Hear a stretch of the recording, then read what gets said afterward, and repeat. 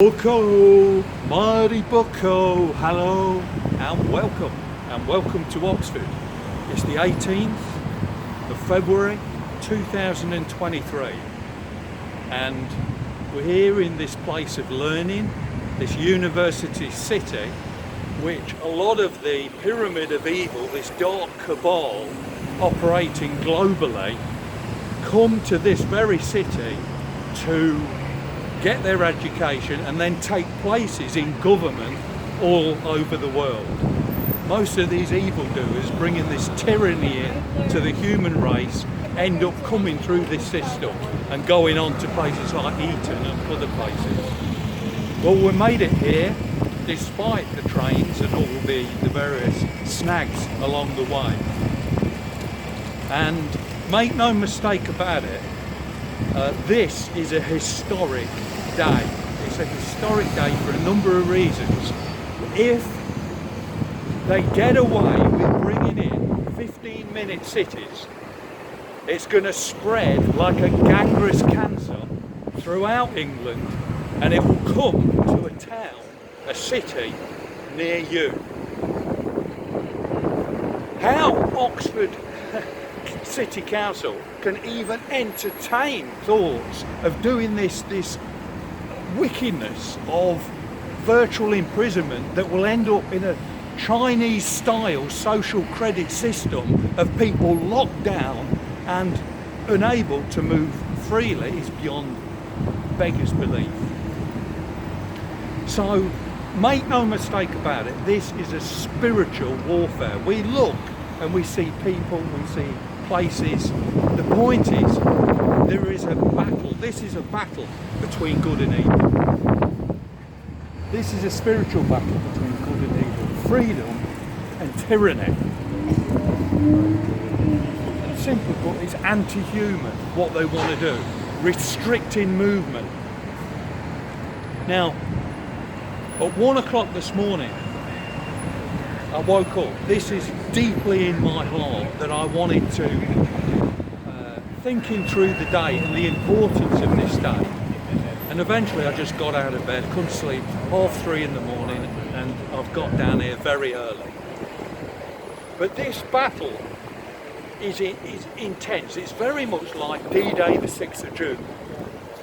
If this isn't stopped, as I say, it will be a cancerous gangrene spreading everywhere.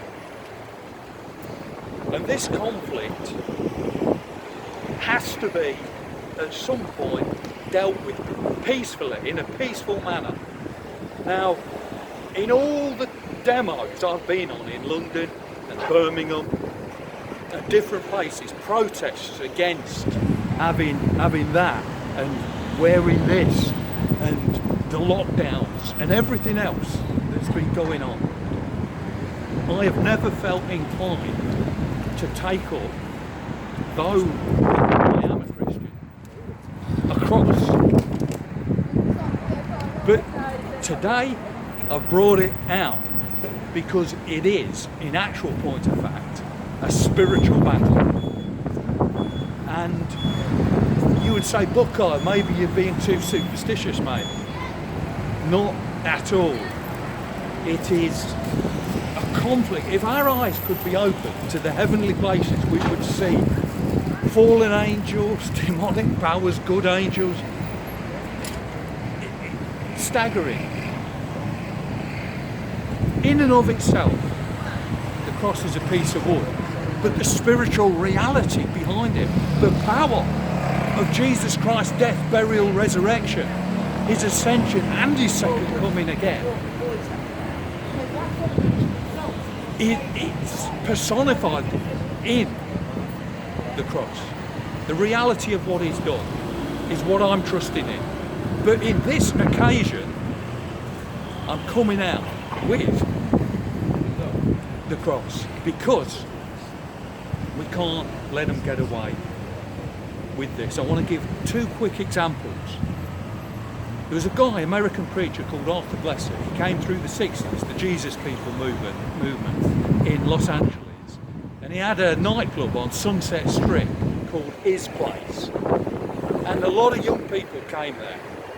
And he preached, and people found friendship, and a lot of good things happened. And he used to have a life-size cross behind the bar, which mainly served soft drinks, but it was behind the bar. One day God said to him, Arthur, take that cross down from the wall, put it on a wheel, get it on your shoulder and start walking through America with it, which he did do. And people flocked to him. He shared Jesus with all sorts of people everywhere. People knew the power of the cross. They knew what it represented, the triumph of good over evil. And he ended up walking around most of the countries in the world. A second illustration came to my mind. I was in a stand-up in the park in our area, and I was speaking to a friend called Ray, and we were talking about that old Hammer House of horror films, Dracula 1957, with Peter Cushing and Christopher Lee. And it's the final scene, and Ray was telling me about it. He said, I've seen the Bela Lugosi film, but I really enjoyed this one. He says, when Peter Cushing leaps, he's almost got the better, Dracula, of him.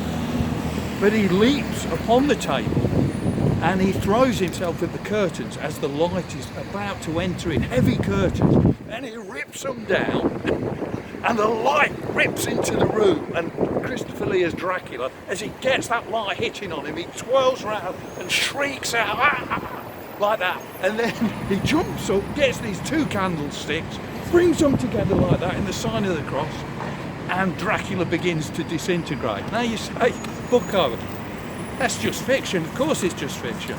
But the battle, let me tell you this, the battle is as intense that's happening with this as any fight with Dracula. So I'm prayed up. I'm ready. I've put on the armour of God, as Paul the Apostle said in Ephesians chapter 6. Put on the whole armour of God that you may be able to withstand the wiles of the devil. For we wrestle not against flesh and blood, but against, here's the list of evil powers, against principalities, against powers, against the rulers of the darkness of this world, against spiritual wickedness in heavenly places. Therefore, take up the girdle of truth, and the breastplate of righteousness, and the helmet of salvation, and the shield of faith, wherewith you shall be able to quench the fiery darts of the wicked one. And take up the word of God, which is the sword of the Spirit. And Hebrews 4:12 says, for the word of God is living and powerful, and sharper than any two-edged sword, piercing even to the dividing asunder of the soul and the spirit. Make no mistake, this is spiritual warfare, and I'm ready for anything. But we come in peace. Jesus is Lord. Freedom, and we'll see what happens later on. See you soon.